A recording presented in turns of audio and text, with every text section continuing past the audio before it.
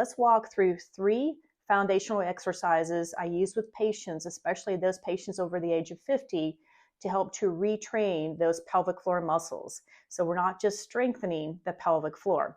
The first exercise is what I refer to as 360 degrees of breathing. This helps, the purpose of this exercise helps to restore relaxation and coordination. I like to have patients do it, if they can, in a seated position, sitting nice and tall. And you can place one hand on your chest, one hand on your belly. And as you inhale through your nose, let the ribs and the abdomen expand. And as this happens, the pelvic floor muscles will actually lengthen. Think of a hammock that is just softening. As you exhale, allow the belly to gently fall back in. So no squeezing yet. Breathing is 360 degrees of expansion. Again, one hand on the chest, one hand on the belly. Inhale through the nose. And I recommend doing that 5 to 8 slow breaths, 1 to 2 times per day. The second foundational exercise is, as you inhale, your pelvic floor muscles are softening and dropping down. As you exhale, gently lift those pelvic floor muscles as you're lifting a marble. You're not gripping a fist.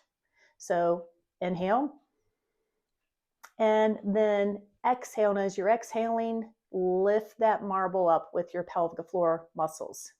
A common mistake to mention, if you feel tension in your glutes or pushing down with your heels into the ground, you're activating the wrong muscles.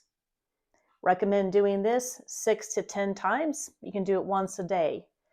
The third foundational exercise is a functional movement exercise. And we're going to work on simply going from a sit to a stand. And when you do that, think about exhaling as you're standing up. Simply put, that helps to reduce the pressure down on the pelvic floor through the breath work. So we began with a breath work exercise, then worked on a coordination exercise, and we finish up with a functional movement exercise. And this is something that you can get in the habit of doing.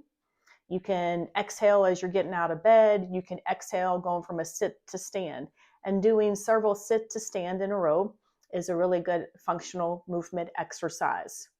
I'll include a link to a research article, so check out the description.